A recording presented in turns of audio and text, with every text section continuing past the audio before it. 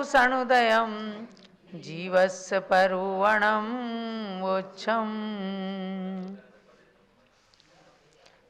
जीव द्रव्य की प्ररूपणाओं के वर्णन के अंतर्गत हम 14 मार्गणाओं में आज इंद्रिय मार्गणा के अंदर प्रवेश कर रहे हैं।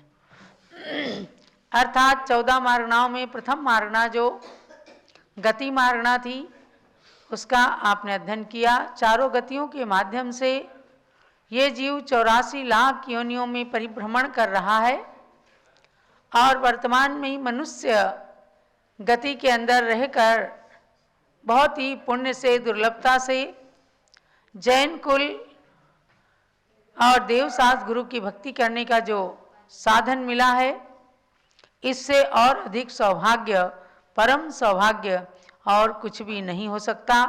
बस इसकी सार्थकता सदा सदा बनी रहे, अपना सम्यक दर्शन दृढ़ रहे और 4 गतियों को पार करके पंचम गति की शीघ्र प्राप्ति हो, सिद्ध गति की। तो इस पंचम काल में अपने सम्यक दर्शन को अगर दृढ़ रखते हैं तो आगे आने वाले कालों में शीघ्र ही सम्यक दृष्टि जीव को मोक्ष प्राप्त करने की संभावनाएं पूरी रहती हैं। इसलिए अब गति मार्गणा से आगे चलकर द्वितीय मार्गणा है इंद्रिय मार्गणा। इंद्रिय मार्गणा में यानी मार्गणा कहते ही उसको है जिसमें जीवों की खोज की जाए। तो 4 गतियों को जब आपने जाना तो उसके अंदर आपने पहचान लिया कि हम चारों गतियों में से मनुष्य गति में हैं। यही है खोज, कौन से जीव तिर्यंच गति में है, कौन से देव गति में है, कौन से नरक गति में है और हम मनुष्य गति में हैं। ये सब जान करके और खोज की गई और खोज के द्वारा अंतिम निर्णय पर हम पहुंचते हैं कि हमारी खोज जो तब पूर्ण है वो तब पूर्ण होगी जब हम मनुष्य गति को सार्थक कर सकेंगे।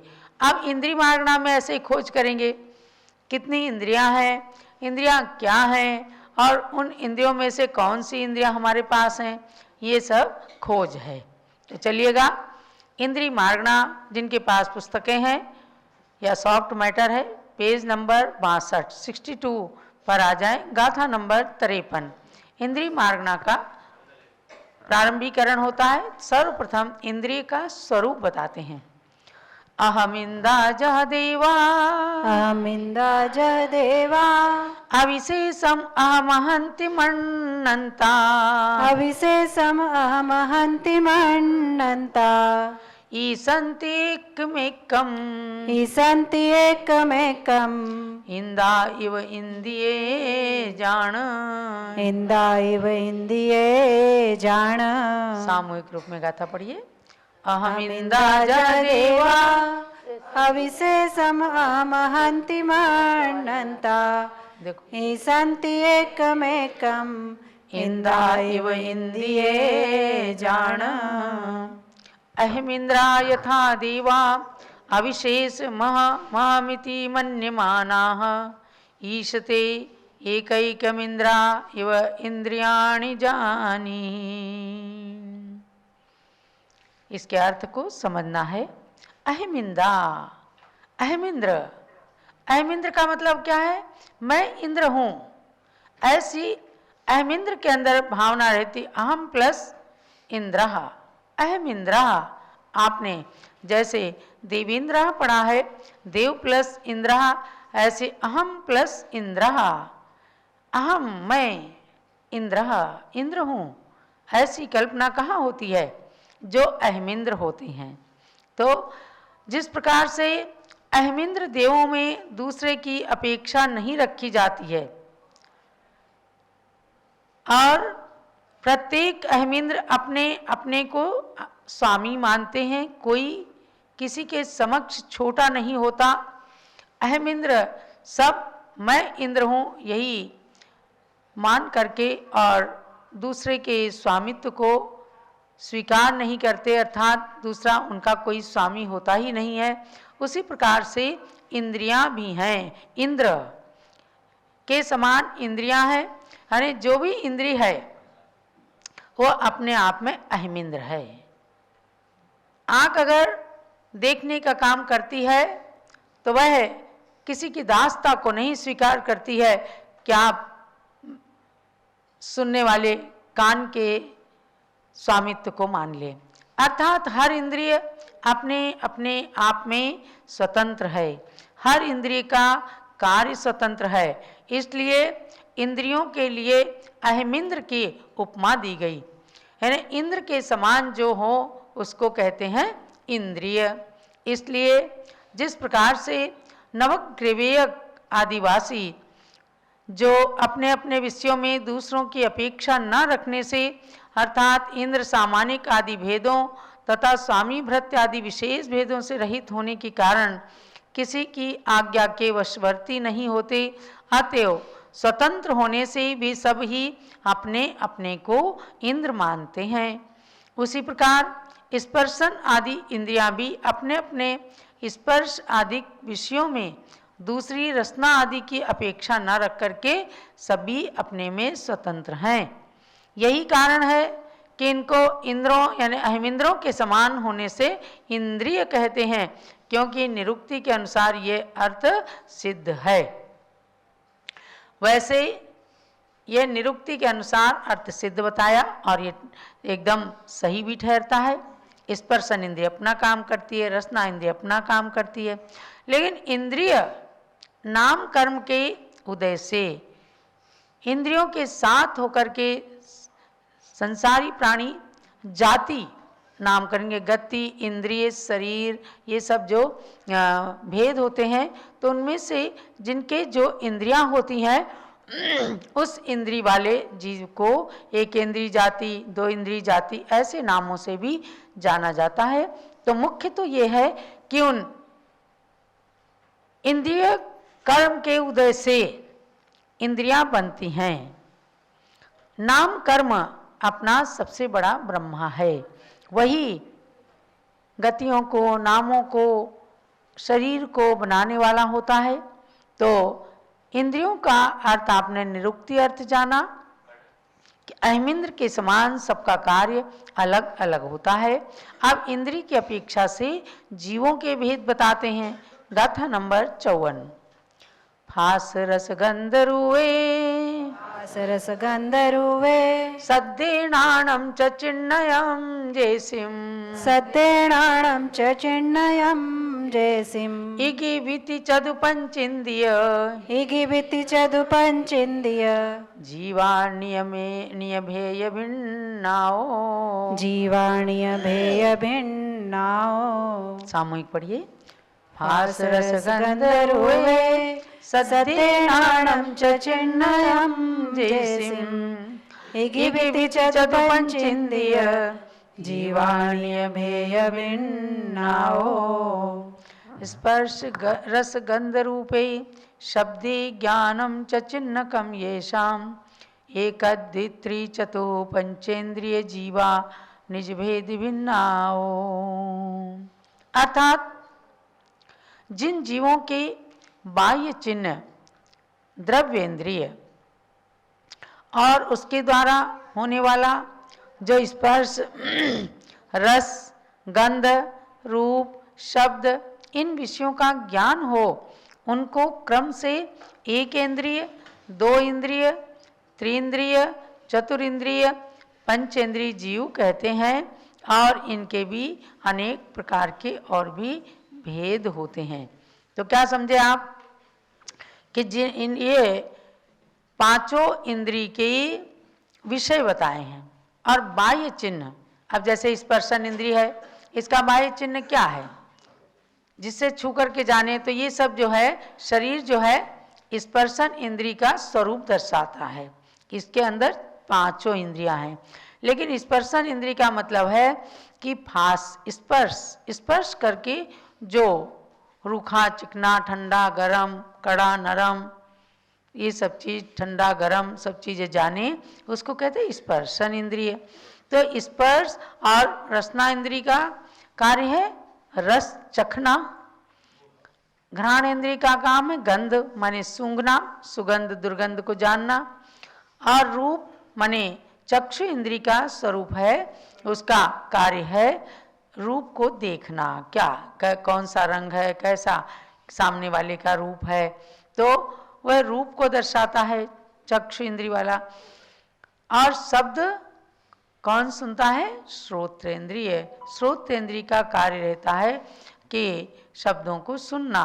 तो इन विषयों का जिनको ज्ञान होता है, तो जिनके एक छूने का स्पर्शन इंद्रिय है तो एक इंद्रिय जीव कहे जाते हैं, जिनके एक दूसरी रसना इंद्रिय चखने का काम जो करती है तो वो दो इंद्रिय जीव कहलाते हैं, जिनके इन दोनों इंद्रियों के साथ में सूंघने की स्थिति नाक है उनको तीन इंद्रिय जीव कहते हैं, जिनके पास देखने रूप चक्षु इंद्रिय उनको चार इंद्रिय जीव कहते हैं, और जिनके पास सुनने रूप कर्ण इंद्रिय है उसको उनको पंचेंद्रिय जीव कहते हैं।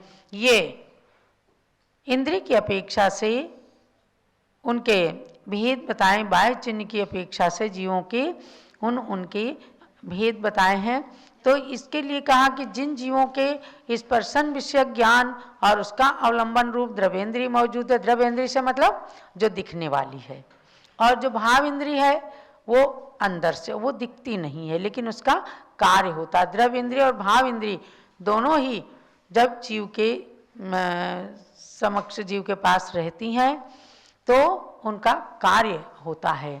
ऐसे ही अपने अपने अवलंबन रूप द्रव्येंद्रिय के साथ साथ जिन जीवों में रस के विषय का ज्ञान हो उनको दो इंद्रिय, गंध विषय का ज्ञान जिन्हें हो उनको तीन इंद्रिय, रूप के विषय का ज्ञान वालों को चार इंद्रिय और शब्द विषय ज्ञान वालों को पंचेंद्रिय जीव कहते हैं। इन एक इंद्रिय जीव को भी फिर अनेक प्रकार के भेद हो जाए। अनेक प्रकार के भेद से मतलब जैसे वनस्पति कायिक, जल कायिक, वायु कायिक, अग्नि कायिक, तो ये सब एक इंद्रिय जीव के भेद हो, इनके भी तमाम अवान्तर भेद और हो जाते हैं। यहाँ पर इंद्रियों की पहचान के अनुसार उनकी कैटेगरी बताई है।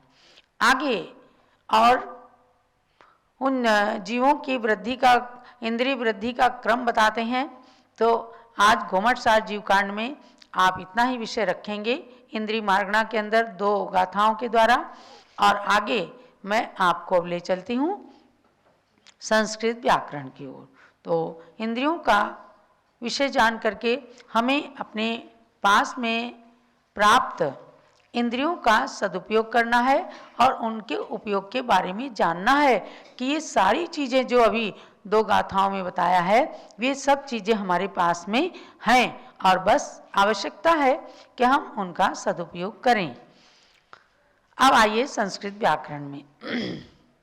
अच्छा इंटरेस्ट ले रहे हैं आप, अच्छा लगता है, और अच्छा लगता है तो आपको भी अच्छा लगता है, हमको भी अच्छा लगता है, पढ़ने वालों को भी अच्छा लगता है तो पढ़ाने वाले को भी अच्छा लगता है।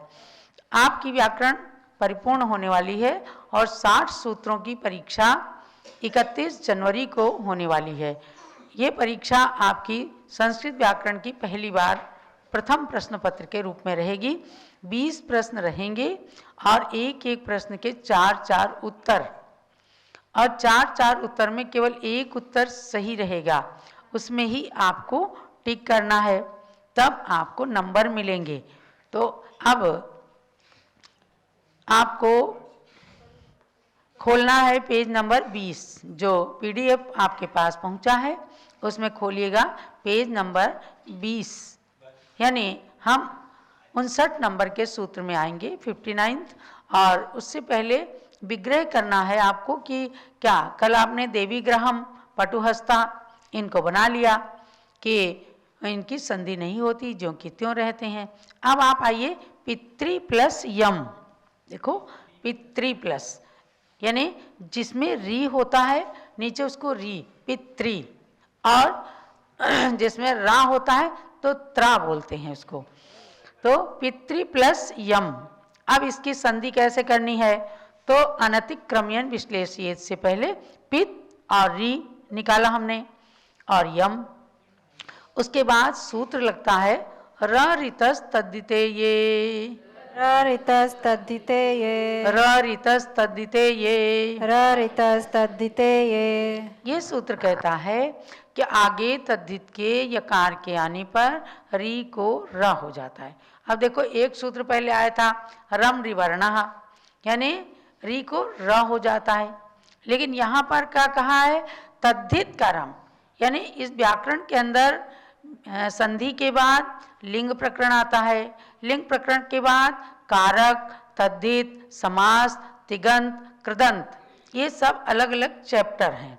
तो तद्धित के अंदर प्रत्यय होते हैं तो उस प्रत्यय के मध्य या प्रत्यय भी है, जैसे यण होता है, तो ये य तद्धित का या यहाँ पर पितृ प्लस यम आया, तो कह रहे हैं आगे तद्धित के यकार के आने पर री को र हो जाता है, तो री को ये र कर दिया गया, र हलंत है, तो अब क्या रहा पित र यम, समझे ना, पित र यम। तो इस सूत्र के द्वारा यकार के लिए एवं री को र के लिए ये संधि दी है। यहाँ पर तद्धित का यकार है, तद्धित के नियम आपको हम जब तद्धित प्रकरण आएगा वहाँ पर प्रत्यय हुआ करते हैं उसमें हम बताएंगे। अभी आपको केवल ये जानना है कि यम का य जो है ये तद्धित का य है, तो उसको यम के आने पर री को रा हो गया, तब उसका बन गया पित्र्यम, पित्र्यम, पित्र्यम, यानी पित्रियम नहीं बना, अब पित्रम बन गया, यानी पित का आधा ता और री का रा, इतना मिलकर के ऐसा आधा रा बनता है और यम ज्यों का त्यों रहा पित्रम। ऐसे ही था भ्रातृ प्लस यम, तो भ्रातृम, भ्रातृम बन गया। ऐसे ही मातृम, तो मात प्लस र, री को र हो गया, और यम बराबर मातृम, तो पितृम, भ्रातृम, मातृम। अब अगर आपसे कोई पूछेगा मातृम कैसे बना, उसका विग्रह कीजिए, तो आपको बताना पड़ेगा कि मातृ प्लस यम है और र रितस तद्धिते ये सूत्र से री को र हो गया और फिर संधि हो गई तो मातृम बन गया। ऐसे ही भ्रातृम बना, ऐसे ही पितृम बन गया। अब इसके बाद में आता है शब्द गो प्लस युति ही। हाँ, अब इसमें देखो गो प्लस युति ही है, अब सूत्र लगता है गव्युतिरध्वमाने, गव्युतिरध्वमाने, गव्युतिरध्वमाने, गव्युतिरध्वमाने। हाँ, कह रहे हैं अध्वमाने गव्युति ही, माने मार्ग के माप अर्थ में ये इतने किलोमीटर है या इतने कोस है, ये मार्ग को मापने का तरीका होता है, चीज को नापने का तरीका किलोग्राम होता है, और मार्ग के मापने का तरीका मील, कोस, किलोमीटर ये होते हैं। तो इसमें कहा अध्वमाने माने मार्ग के माप के अर्थ में गव्युति शब्द निपात से सिद्ध होता है, अर्थात इसमें कोई विशेष नियम नहीं होता।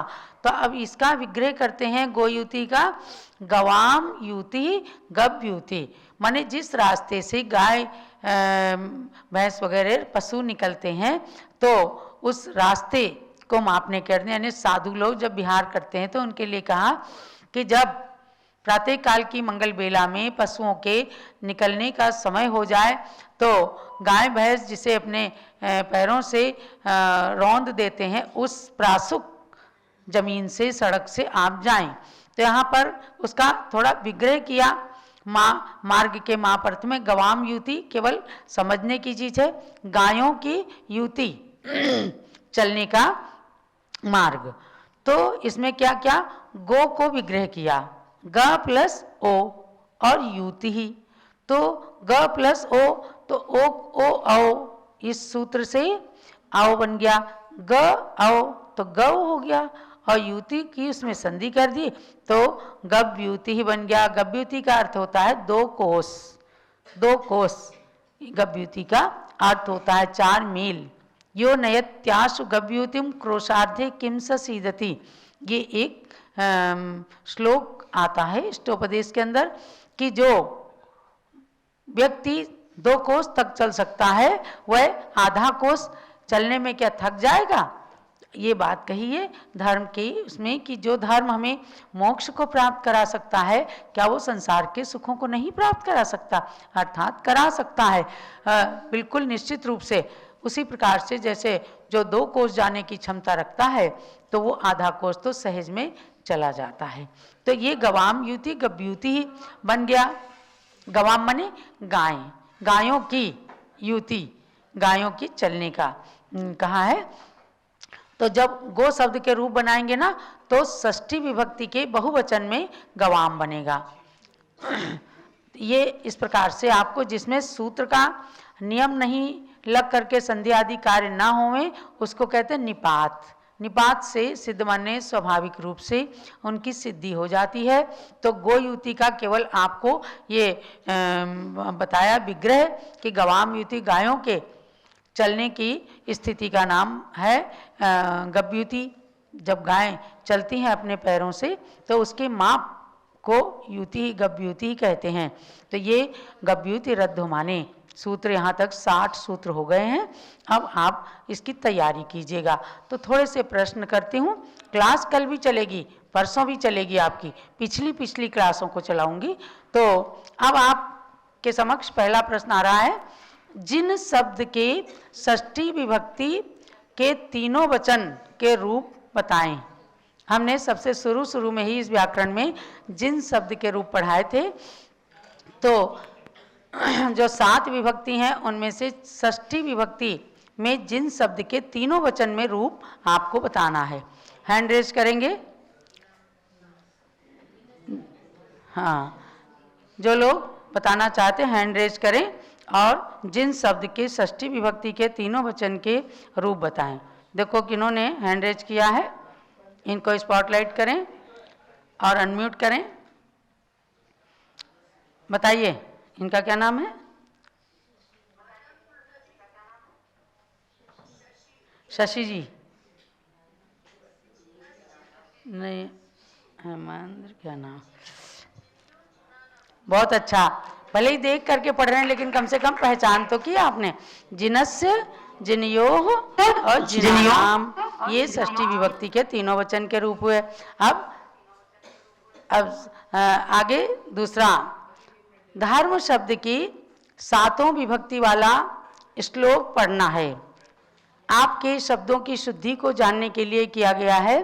धर्म शब्द का एक श्लोक इसके अंदर है, उसको अच्छे से पढ़ करके सुनाना है, देख करके ही। पेज नंबर 7 पर धर्म शब्द के 7 विभक्ति का श्लोक है, उसको पढ़ना है। जिसको अच्छे से पढ़ना आता है हैंड रेज कीजिए। हैं अनीता जी, कमलवंदी, चलिए अनीता जी सुनाइए।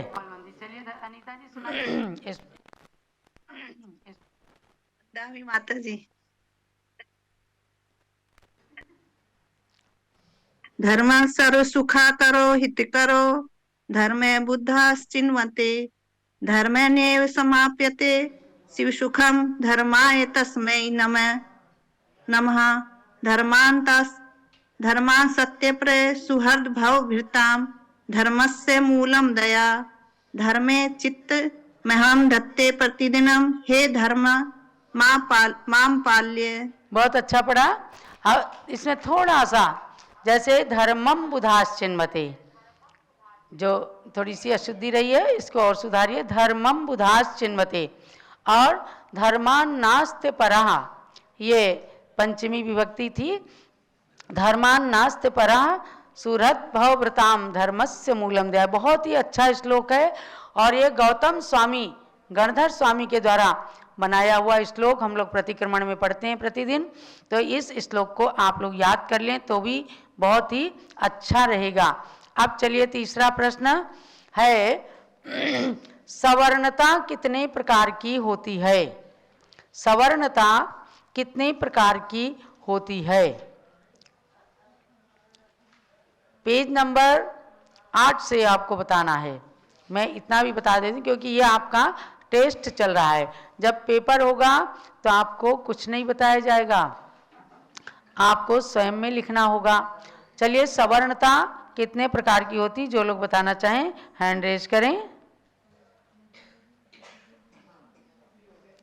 हैं, काफी हो गए जब उनको, चलिए और किसी को ले लो। रोली तो बताओ। वंदामी माता जी, सवर्णता 4 प्रकार की होती है।